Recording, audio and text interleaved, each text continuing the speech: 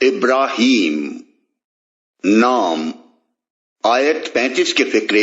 وَإِذْ قَالَ إِبْرَاهِيمُ رَبِّ اجْعَلْ هَٰذَا الْبَلَدَ آمِنًا سے ماخوذ ہے۔ اس نام کا مطلب یہ نہیں ہے کہ اس سورہ میں حضرت ابراہیم کی سوانح عمری بیان ہوئی ہے، بلکہ یہ بھی اکثر سورتوں کے ناموں کی طرح علامت کے طور پر ہے، یعنی وہ سورہ جس میں ابراہیم علیہ السلام کا ذکر آیا ہے۔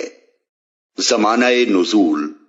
عام انداز بیان مکہ کے آخری دور کی سورتوں کا سا ہے۔ سورہ رعد سے قریب زمانے ہی کی نازل شدہ معلوم ہوتی ہے، خصوصاً آیت 13 کے الفاظ وَقَالَ الَّذِينَ كَفَرُوا لِرُسُلِهِمْ لَنُخْرِجَنَّكُمْ مِنْ أَرْضِنَا أَوْ لَتَعُودُنَّ فِي مِلَّتِنَا۔ انکار کرنے والوں نے اپنے رسولوں سے کہا یا تو تمہیں ہماری ملت میں واپس آنا ہوگا ورنہ ہم تمہیں اپنے ملک سے نکال دیں گے، کا صاف اشارہ اس طرف ہے کہ اس وقت مکہ میں مسلمانوں پر ظلم و ستم انتہا کو پہنچ چکا تھا اور اہل مکہ پچھلی کافر قوموں کی طرح اپنے ہاں کے اہل ایمان کو خارج البلد کر دینے پر تل گئے تھے۔ اسی بنا پر ان کو وہ دھمکی سنائی گئی جو ان کے سے رویے پر چلنے والی پچھلی قوموں کو دی گئی تھی کہ لا نہلکن الظالمین، ہم ظالموں کو ہلاک کر کے رہیں گے،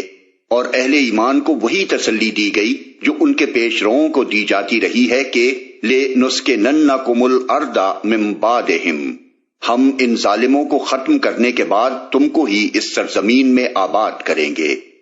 اسی طرح آخری رکوع کے تیور بھی یہی بتاتے ہیں کہ یہ سورہ مکہ کے آخری دور سے تعلق رکھتی ہے۔ مرکزی مضمون اور مدعا،